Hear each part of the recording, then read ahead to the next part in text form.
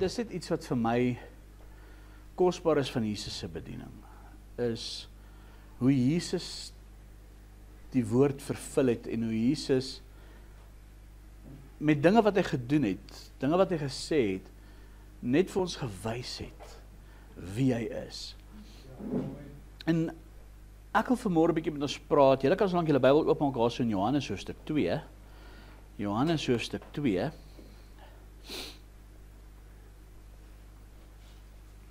Johannes in die 2de hoofstuk.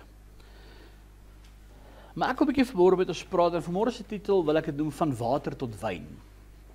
Van water tot wyn. Ek wil 'n baie welbekende gedeelte in die Bybel oor vanmôre praat. En maar wanneer ons dink aan Jesus se wonderwerke, dan dink ons altyd aan hierdie groot wonderwerke wat hy gedoen het. Jy weet, die loop op die see en die opwekking van Lazarus en die vermeerdering van die brode en al hierdie verskriklike groot tekens, die stilmaak van die storm. Maar ek wil eintlik vanmôre 'n bietjie gaan praat oor sy eerste teken, oor sy eerste wonderwerk wat hy gedoen het by die bruilof in Kana. En dit is iets wat nogal vir my nogal baie uitstaan. En daar's een gedeelte wat Jesus van gepraat en ek gaan nou as by die vers kom, iets wat hy gesê het, gaan ek 'n bietjie later dan dit byvoeg en dan gaan ek vir julle wys wat het Jesus eintlik daarmee bedoel. Maar hoe dit alles saamvloei tot die evangelie en tot die boodskap van verlossing. En hierdie is 'n wonderlike stukkie vir my en ek wil 'n bietjie vanmôre met ons gesels oor die bruilof by Kana. En ons gaan daar se lees in Johannes hoofstuk 2. Nou ek gaan nie vanmôre praat oor drankgebruik en sulke tipe goeters nie. Ek gaan net daaraan raak want ek kry alweer baie kritiek daaroor as ek dit net noem. Want ek het so byvoorbeeld daai video, ek weet nie of jy daai video gesien het waar ek daar in Israel nou opgeneem het nie, waar ek daar voor daai kan staan. Wat ek gaan nou as jy gedeelte gelees, gaan net so kortliks daaroor praat. En dan wil ek eintlik met julle hierdie gedagte deel wat eintlik daar gebeur het en dis iets wat vir my na in die hart lê en wat vir my so kosbaar is van Jesus se hele bediening. Johannes hoofstuk 2, ons lees daarso vanaf vers 1. En op die 3de dag was daar 'n bruilof te Kana in Galilea en die moeder van Jesus was daar. En Jesus en sy disippels was ook na die bruilof genooi. En toe daar wyn kort kom, sê die moeder van Jesus vir hom, hulle het geen wyn nie. Jesus sê vir haar, en dit is wat ek later met julle gaan bespreek, hierdie versie. Jesus sê vir haar, vrou, wat het ek met u te doen? En kyk wat sê hy, my uur het nog nie gekom nie. Nou, hoekom sal hy dit vir haar sê? Ok, dis wat ek later oor gaan praat, ok. Sy moeder sê vir die dienaars, net wat hy vir julle sê, moet julle doen. En daaruit volgens die reinigingsgebruike van die Jode, 6 klipkanne gestaan, wat elkeen 2 of 3 ankers hou. Jesus sê vir hulle, maak die kanne vol water, en hulle het hulle tot bo toe vol gemaak. En hy sê aan hulle, skep nou uit en bring dit vir die hoofdienaar, en hulle het dit gebring. En toe die hoofdienaar die water proe wat wyn geword het, het hy nie geweet waarvandaan dit was nie, maar die dienaars wat die water geskep het geweet. Roep die hoofdienaar die bruidegom en sê vir hom, elke mens sit eers die goeie wyn op en wanneer hulle goed gedrink het, dan die slegste. Maar u het die goeie wyn tot nou toe bewaar. Hierdie eerste een van sy tekens het Jesus te Kana in Galilea gedoen en hy het sy heerlikheid geopenbaar en sy disippels het in hom geglo.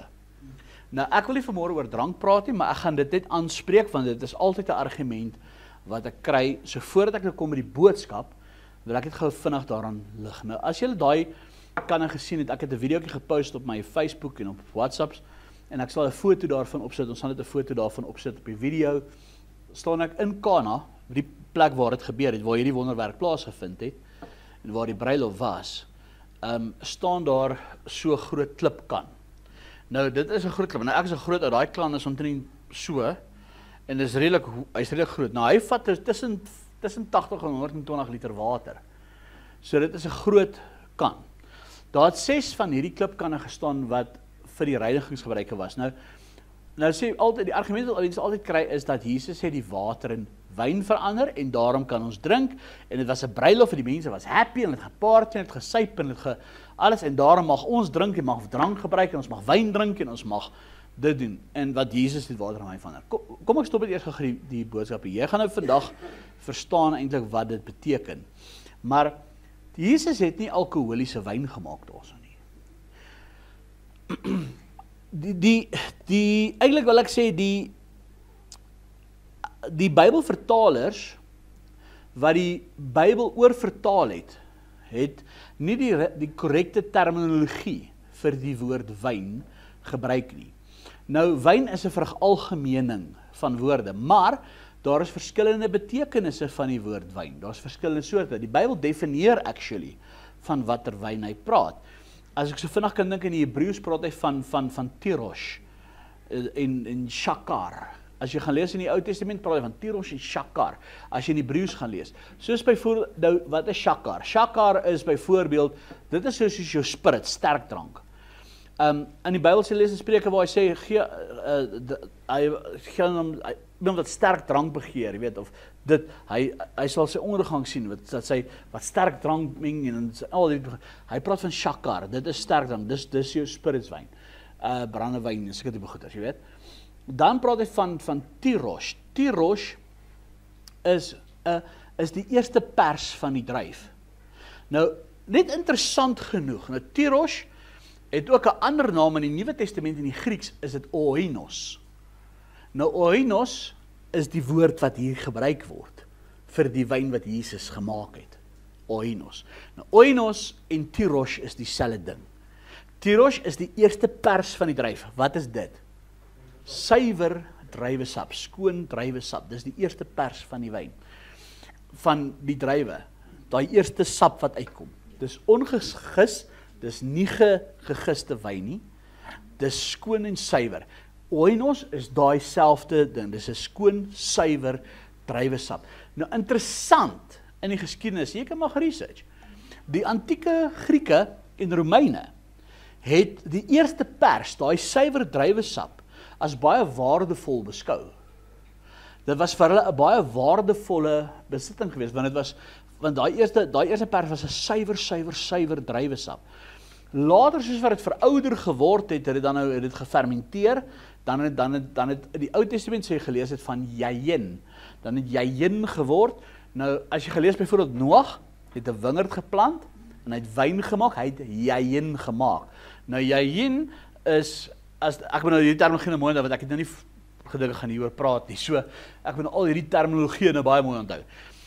Hy het jayin gemaak. Nou, jayin is gefermenteerde wyn. Dit is nou soos jou wyn wat jy ken, rooi wyn, jy weet, daai tipe wyn, dis gefermenteerde wyn wat alkohol bevat.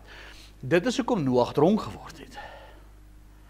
En gaan kyk wat was die resultaat van sy dronkenskap. né? So jy kry tirosh, wat oinos, shakar, jayin, en so hier kry jy daai terminologie. So tirosh, 'n baie suiwer druiwesap, oinos, 'n baie suiwer druiwesap. Dis die eerste pers. Waar Paulus vir Timoteus sê, moenie meer water alleen drink jy, maar gebruik 'n bietjie wyn vir jou gereelde ongesteldheid, vir jou maag. Het hy gepraat van wat? Oinos. Daai suiwer druiwesap, want hoekom? Dis ongefermenteerd, dit bevat baie sterk tannine, dit is 'n skoon, vars, suiwer ding. Hulle het gewoonlik ook 'n stroop van hom gemaak, soos 'n gekonsentreerde medisyne wat hulle van hom gemaak het. Hy was nie gegis nie. Toe Jesus byvoorbeeld die nagmaal ingestel het, was dit tydens die fees van die ongesuurde brode, tydens die Pasga. En tydens die Pasga mag hulle geen gissingsmateriaal in hulle huise gehad het nie. So die brood was ongegis geweest, hulle mag geen suurdeeg of gefermenteerde kos in hulle huis gehad het nie. Insluitende dan nou mos dus ook die wyn. So wat se wyn het Jesus gebruik tydens die nagmaal? Oinos. Oinos, dit was die druiwesap, die suiwer, skoon, eerste pers. Hy is nie, hoe kan ek sê, dis die suiwerste vorm van dit wat jy kan kry. En dit was, in antieke tye was dit as goeie wyn, as beter wyn beskou, want omdat dit so kosbaar was. Want gewoonlik in daai onthou nou in daai tyd, in daai hitte en in daai plek, het die wyn vinnig gefermenteer. So die meerderheid van die wyn wat jy gekry het was gefermenteerde wyn. En dis hulle genoem die slegte wyn, die gefermenteerde wyn. So daarom kan jy verstaan, hulle het nie yskaste gehad en refrigerators en cooling systems en allerhande sulke tipe goeders nie. So daarom kan jy dink, jou vars druiwesap was baie skaars. En dit was duursaam gewees. En dit was goed bewaar gewees. En dit was kosbaar. Want omrede dit nie so volop beskikbaar was nie. Maak het bietjie meer sens. So, hier maak, as jy gaan kyk in die Grieks, dan sal jy sien, Jesus het oinos gemaak, druiwesap. Nou die Bybelvertalers was baie lief vir wynsyp, en daarom het hulle net die woordjie wyn gebruik, en gesê, man, ons maak het net wyn, want die woordjie oinos, tyros, shakar, al die name, kan ook wyn, hulle word beskryf as wyn, bedoelende van, from the vine, wyn, the fruit of the vine, die vrug van die wynstok. Wat is die wynstok? Nee, ek weet Jesus, maar ek praat van wat is die wynstok? Die druiweboom. Wat is die vrug van die druiweboom? Druiwe. So, the vine, the fruit of the vine, so, dis waar die woord wyn vandaan kom, maar dit word gemaak van druiwe. Maar die Bybelvertalers het nie gespesifiseer watter een hulle van praat hierso nie. En daarom is daar nou in vandag se tyd hierdie argument, maar Jesus het water en wyn verander op bruiloft so ons kan suip. Ek wil eintlik vir jou vra, dink jy die seun van God, wat sy lewe kom gee het vir sonde, ek wil vra, kan dronkenskap lei na sonde? Nee? Hoeveel mense sal dood as gevolg van dronkenskap en van drank? Hoeveel egbreking het al plaasgevind as gevolg van drank? Hoeveel egskeidings het al plaasgevind van drank? Hoeveel moeilikheid is daar in huise as gevolg van drank? Weet jy, ek doen nie een beradingssessie waar daar nie drank by betrokke was nie. Ek sê dit sommer reguit vir jou. Enige predikant, enige Christen, wat drank gebruik goedkeur, wil ek vir jou sê, die Bybel noem dit Satan spoeg. Hy noem dit die spoeg van 'n basilisk.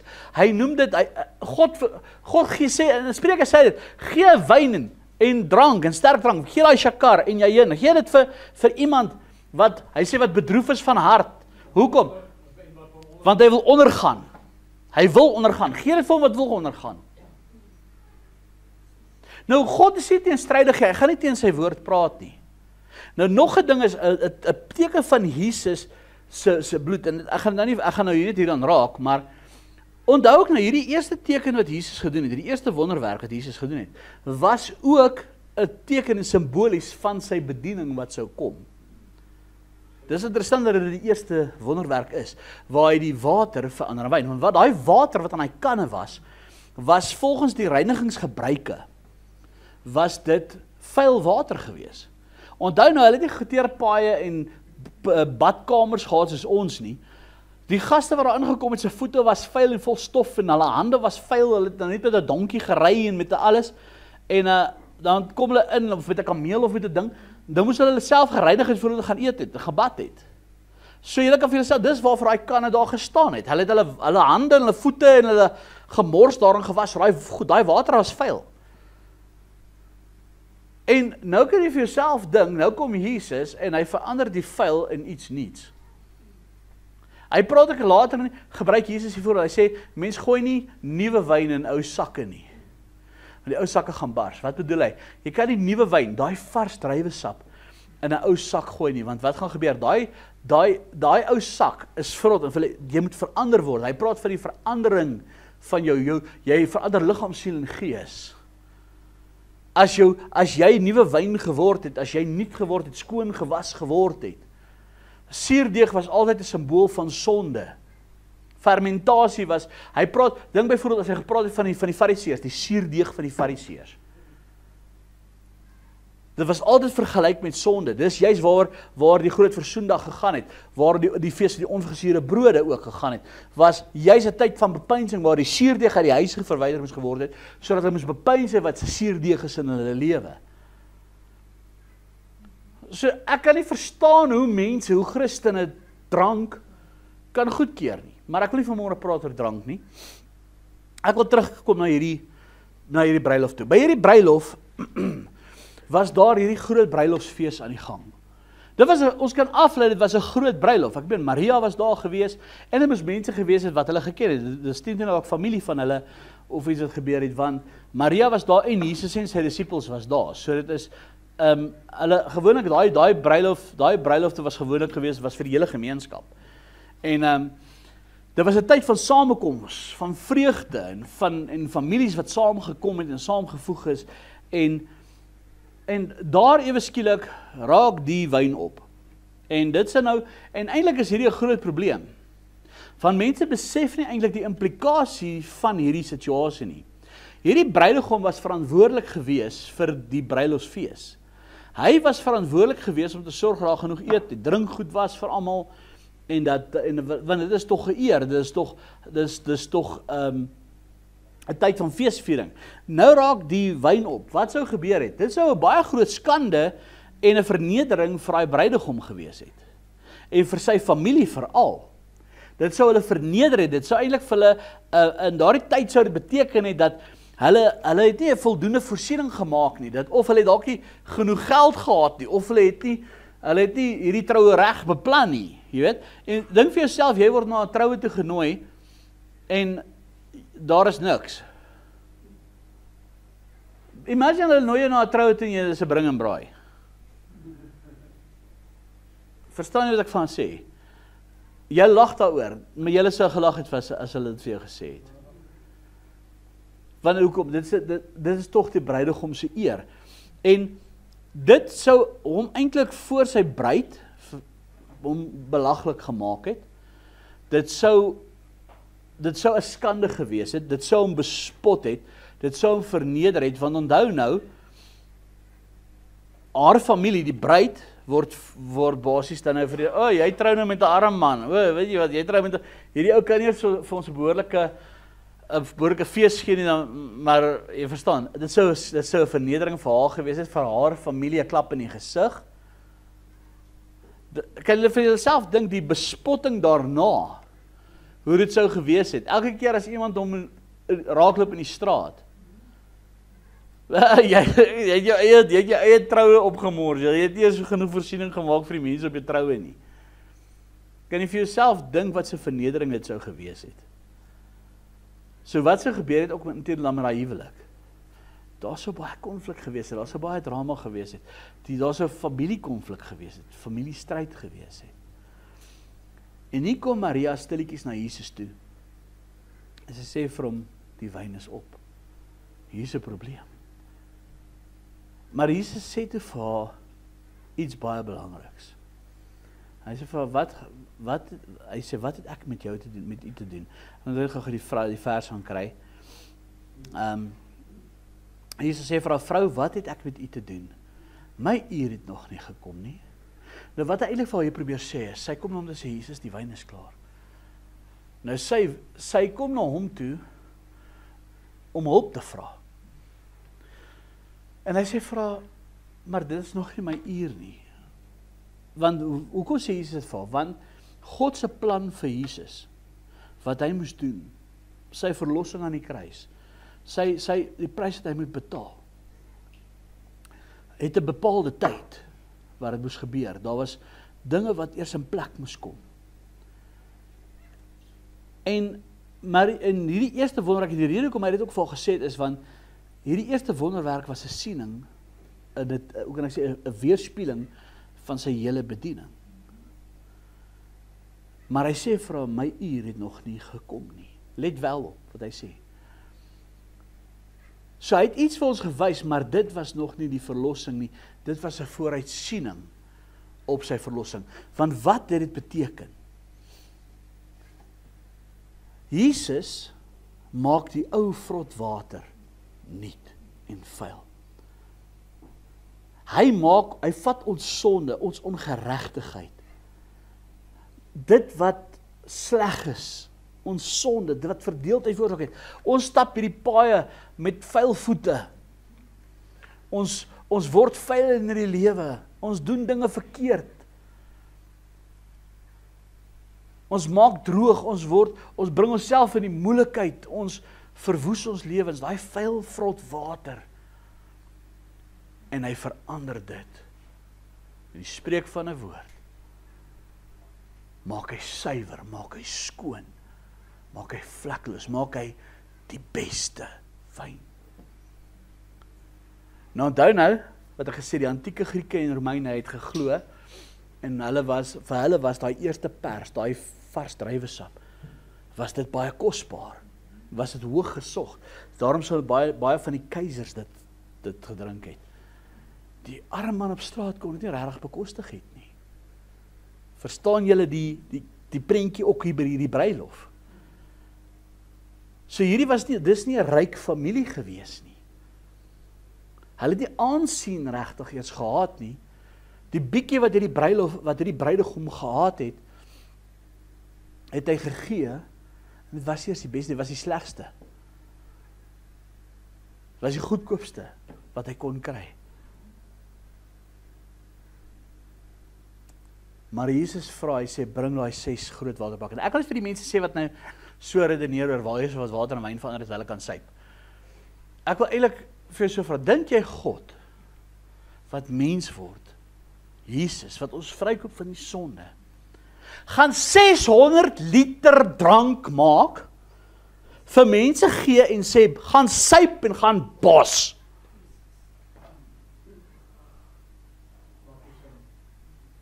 Dink jy,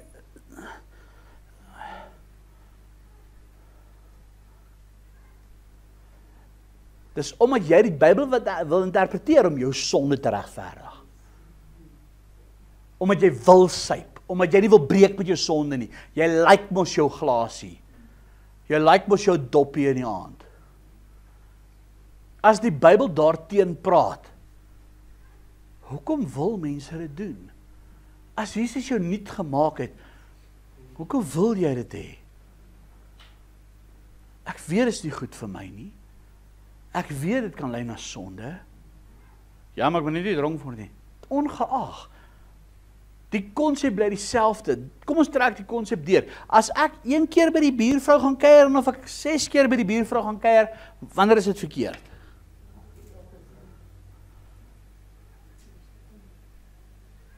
As jy drugs gebruik, of jy 1 sny vat, of jy 'n zol rook, en of jy 10 liter spuit, wat is die verskil? As jy 1 glasie gedrink het, is jy onder die invloed.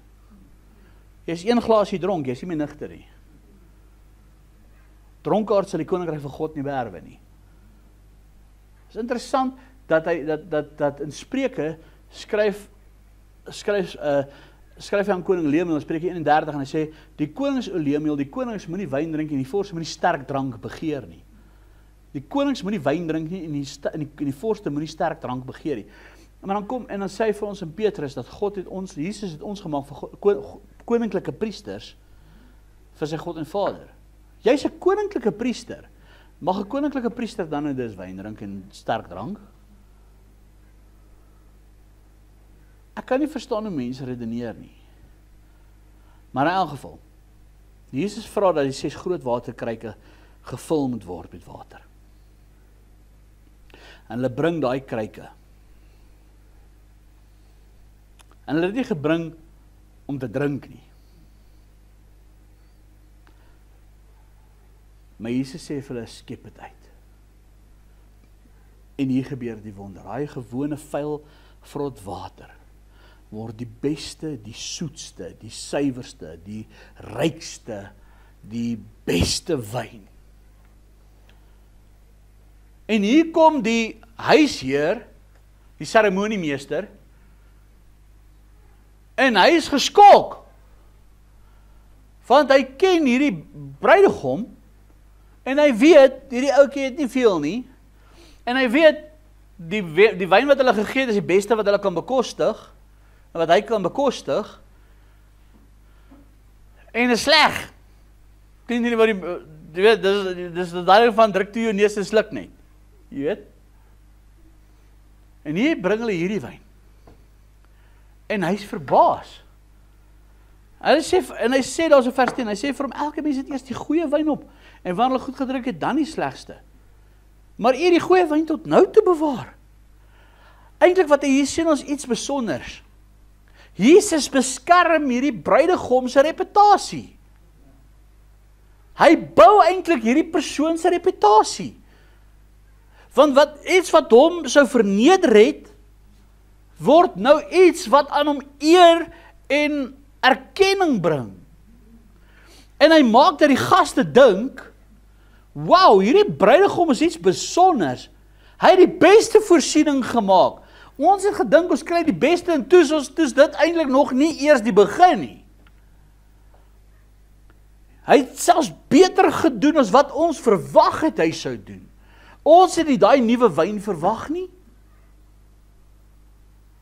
Want waar kry hy dit? Dit is so kosbaar, so duur, dit is so skaars. Waar kry hy dit? Hy moes uit sy pad uit gegaan het.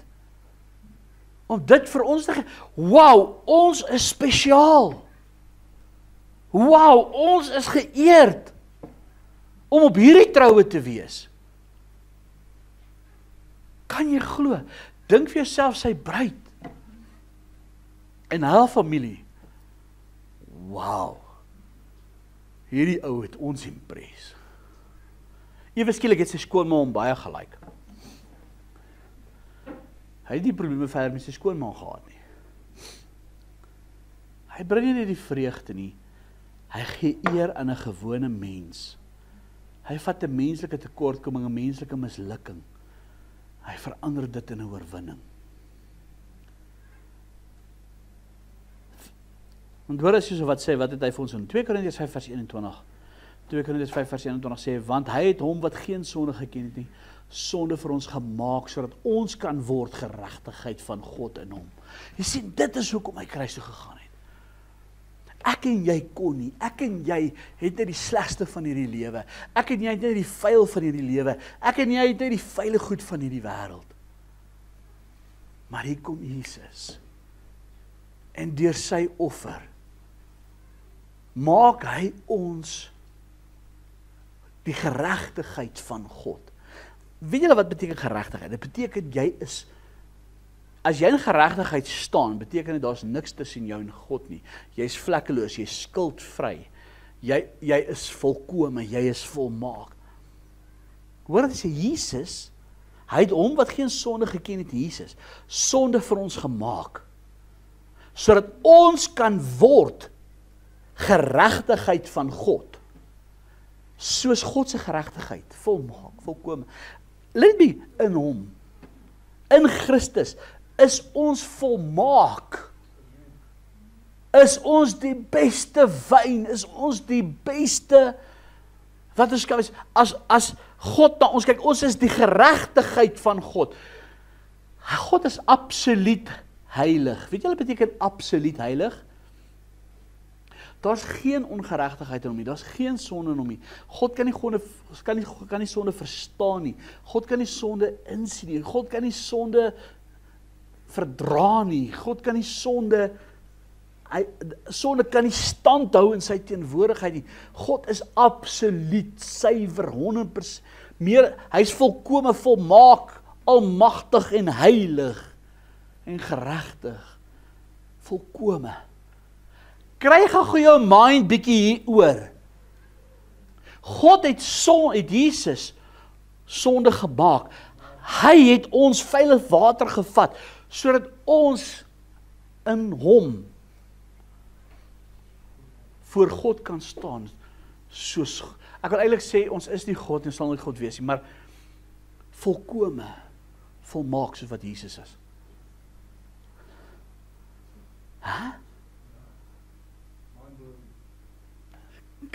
Jy graas op dit nie. Ek sê, ek by brain seize, ek kry sulke short circuits as ek hier aan dink, want Here, met al die ongeregtigheid, met al die sonde, met al die verkeerde, kyk, daar gaan nie 'n dag verby wat ek nie iets doen wat onhebliks is of verkeerd is of vir al hierdie pastore wat so huilig is, broers. Ek is bly het al gearriveer. Ek is nog op pad, ek is nog op die journey. Maar weet jy wat? Ek wil vir jou sê, Hier kom Jesus. In hom maak hy ons die geregtigheid van God. In hom. Ons is daai vuil water. Maar wanneer ons in hom is, wanneer hy beker uitskep, volmaak, suiwer, skoon, kosbaar, heilig, uniek.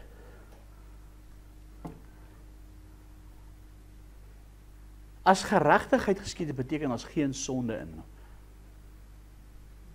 Hoor mooi, as geregtigheid geskied het, beteken dit, jy is nie meer skuldig nie. Hoeveel sonde het jy? Hoeveel sonde het jy? In Christus is jy die geregtigheid van God.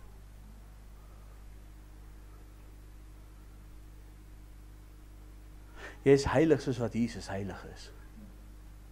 Jy is rein soos wat hy rein is. Jy is verlos soos wat hy jou verlos het. Jy is skoon gewas.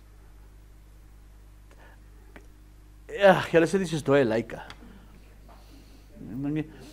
Okay, gaan huis toe gaan dink na daaroor, tot jou kop bars. Miskien snap jy dit. Dis te groot om te snap, dis te groot om te verstaan.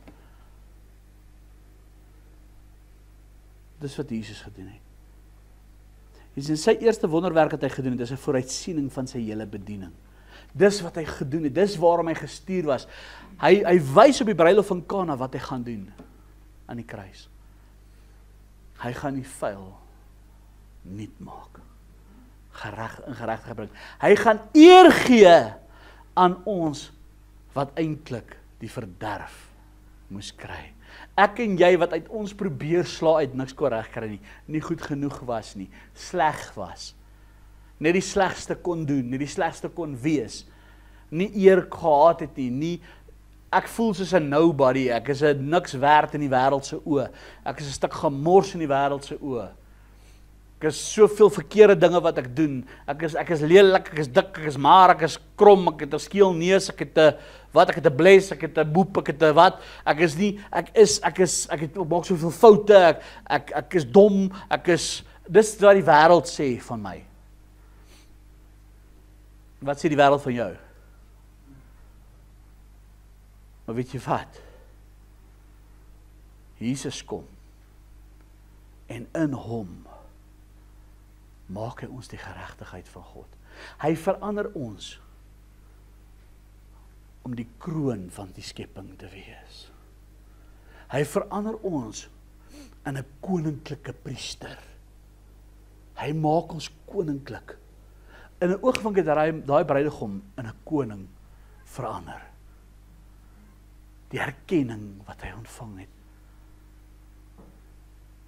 Jy gaan saam met Jesus eendag heers. Dis wat hy vir jou gedoen het. Jy gaan as koning heers saam met hom.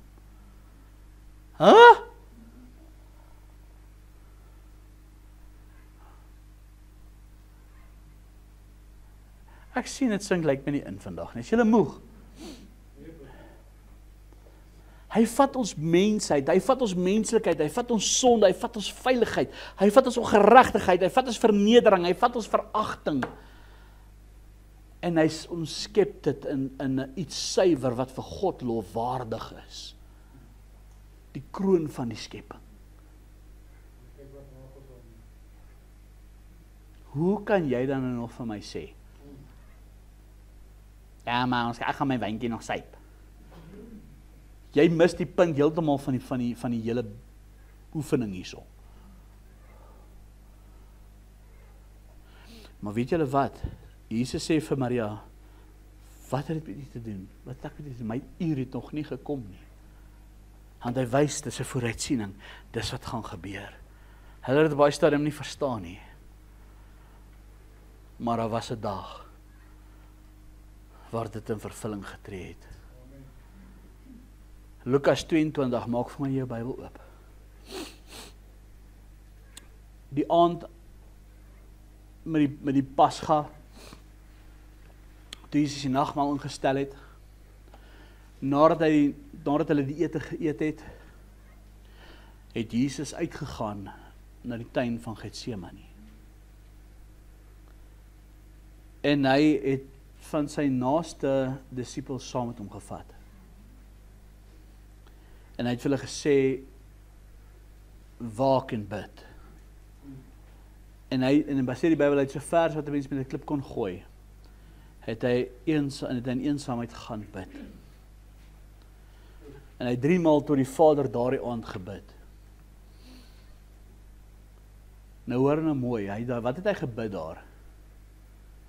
Vader, laat hierdie beker verby my gaan. Dink aan die bruilof van Kana. Hy gaan hy beker van vuil water moet drink. Nie goeie wyn nie. Hy gaan die beker met die vuil water moet drink. Die wêreld se ongeregtigheid.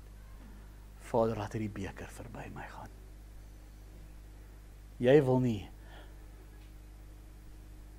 Dink vir jouself as jy op so troue was. Hulle bring vir jou, dink vir jouself, wat daai dienaars gedink, toe hulle daai water moes uitskep. Gaan jy nie goed vir die mense gee? Jy kan nie hierdie water vir die mense gee nie. Imagine yourself, hulle het daai water vir die gaste voorgesit. Wat het dit vir hulle uitgebeeld?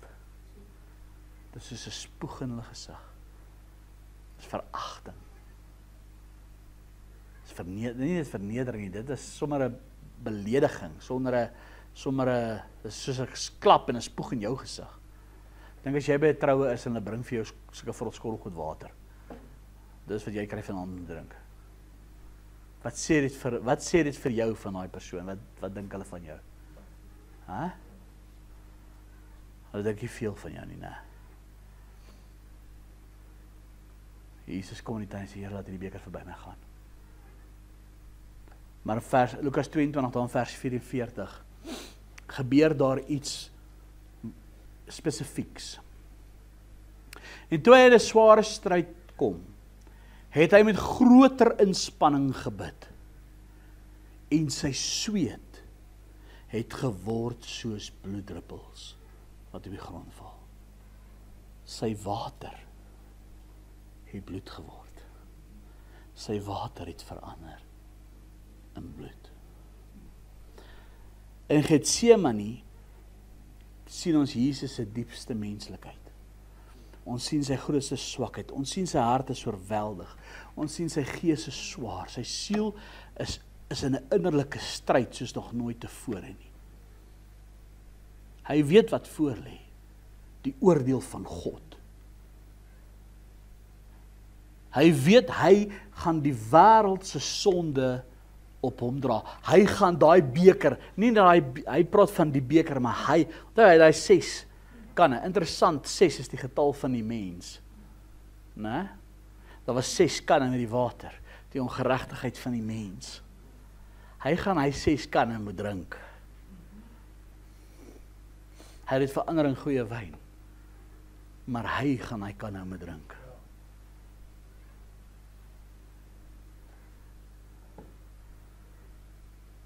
Hy weet presies wat voor die verwerping, die vernedering, die kruis, die wêreld se sonde wat op hom sou wees, die verwydering van God, of die toorn van God, vir die mensdom se sonde wat op hom uitgegiet sou word. Daai water van ongeregtigheid, daai sweet, was van die inspanning wat hy gebid het, was van die mensdom se sonde en ongeregtigheid. Soos daai water in daai kanne. Maar wat gebeur in daai water? Dit verander in bloed. Toe Jesus die nagmaal ingestel het, net voordat hy hier gaan bid het, wat het hy vir hulle gesê? Dit is die beker in my bloed, die Nuwe Testament in my bloed, wat vir julle ingestel word. Sy water het nie wyn geword nie. Sy water het bloed geword. Om daai ongeregtigheid te betaal. En sy sweet val soos druppels bloed op die grond. Kan jy vir jouself dink, daai enorme spanning, daai lyding wat hy moes dra. Maar wat doen hy? Hy vervul sy werklike doel. In Kana sê hy vir Maria, vrou, wat het ek met u te doen? My uur het nog nie gekom nie. Weet julle wat het hy hier gesê in Getsemane, Matteus 26, blaai gesoontoe. Toe hy vir sy disippels gesê het, hy praat met sy disippels toe hulle wakker maak, hy vind hulle 3 maal aan die slaap. Die 3de maal, nadat hy gaan bid het, kom hy terug. Hy vind hulle aan die slaap, Matteus 26 vers 45. Daarop kom hy by sy disippels en hy sê vir hulle, slaap maar voort en rus. Wat sê hy? Kyk, die uur is naby. En die seun van die mens word oorgelewer in die hande van sondaars. Staan op, laat ons gaan, kyk, hy is naby. Wat my verraai. Hy het vir Maria gesê, my uur het nog nie gekom nie. Hier sê vir hulle, die uur is hier, is naby. Ek gaan nou vervul wat ek julle gewys het. Hierdie sweet van Jesus en wat hy gesweet het, was nie net gewone water nie. Dit was my en jou menslikheid, dit was my en jou sonde, dit was my en jou ongeregtigheid, wat sy liggaam in soveel spanning, in soveel ellende geplaas het, vrees en verdriet, want hy het die toorn uitgeweer, die toorn van God, gaan op hom uitgegiet word. En daardie sweet is die las van my en jou sonde, van die mensdom se sonde.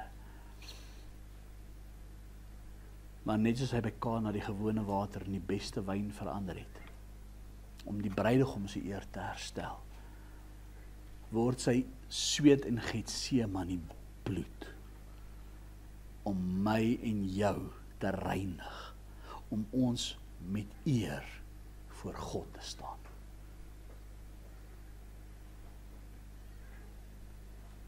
Hebreërs 5 vers 7 en 8 sê die volgende: hy wat in die dae van sy vlees gebede en smekinge met sterk geroep en trane aan hom geoffer het, wat hom uit die dood kon red, en ook verhoor is uit die angs. Hy, al was hy die seun, het gehoorsaamheid geleer uit wat hy gelei het. Sy sweet, sy lyding werk saam om ons vry te maak. Om ons veiligheid, ons sonde weg te neem. Sy water wat gestort is, word in die beste wyn omskep. In my en jou. Omdat sy bloed hierdie, ek wil eintlik sê, die transformasie bewerk het, kan ons voor die Vader staan, vrygekoop, met eer bekroon, erfgename, in geregtigheid, nie meer gebind deur die sonde nie, maar vas in Christus. Getsemane het Kana vervul. In Kana kon die bruidegom nie genoeg voorsiening gemaak het nie. In Getsemane het Jesus se offer ons tekortkominge, ons redding betaal, sodat ons geregtigheid kan ontvang. Jy sien, van die menslike pogings kan nie vir jou redding gee nie. Jou beste pogings kan jou nie red nie. Jou eie werke kan jou nie red nie, want ons almal het gesondig en het ontbreek ons aan die heerlikheid van God.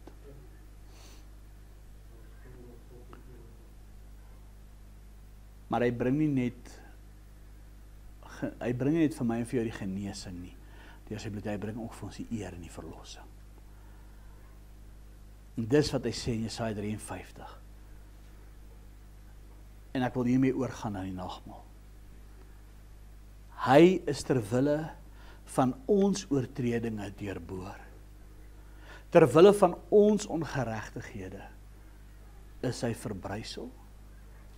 Die straf wat vir ons die vrede aanbring, was op hom. En deur sy wonde het daar vir ons genesing gekom. Ek wil vir jou sê,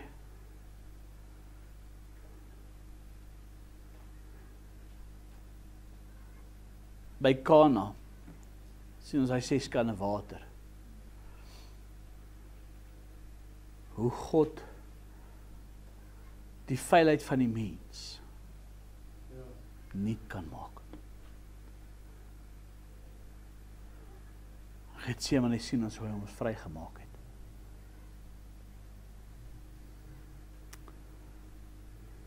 Jesus verander die gewone gebroke mens, die vervloekte, die verwerpte, die een wat uitgewerp is, die swakke.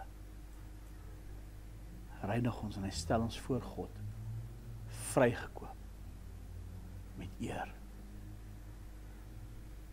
Maar weet jy wat, hy gee ook aan my en jou 'n opdrag.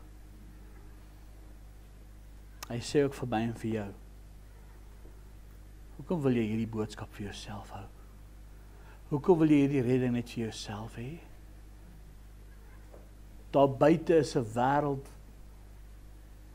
die mensheid vol sonde en ongeregtigheid. Ons moet hulle bring na die kruis toe. Ons moet hulle bring na die bloed van Jesus toe. Hy gee ons daardie opdrag. Hy sê, gaan dan heen. Gaan maak disippels van al die nasies. Jy sien, gaan leer hulle. Gaan doop hulle. Laat hulle my dien. Laat hulle my volg. Maar wat doen ons? Wat doen ons met hierdie geskenk wat hy vir ons gegee het? Hy roep jou om deel te wees van hierdie wonderwerk. Hy roep jou om deel te wees van hierdie vreugde.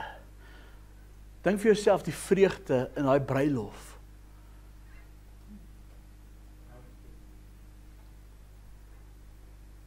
Hy het gesê, ek gaan om vir ons ook 'n plek voor te berei.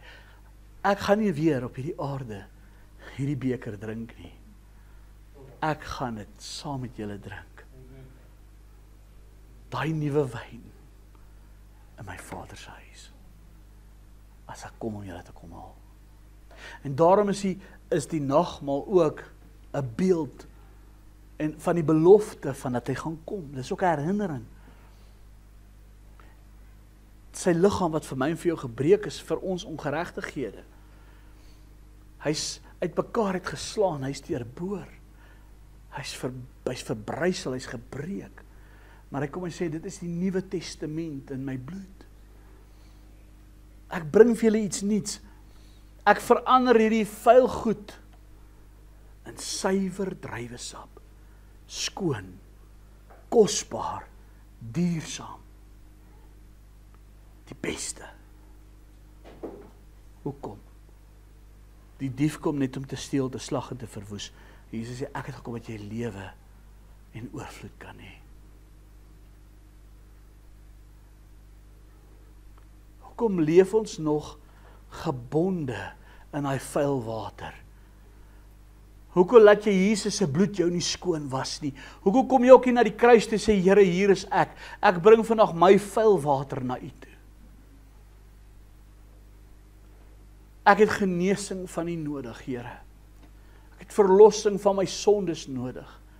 Here, ek het nodig dat U my skoon was. Ek het nodig dat U my nuut maak, dat U my rein maak. Ek kom vanmôre na U toe. En ek vra, was my skoon, Here. Was my skoon.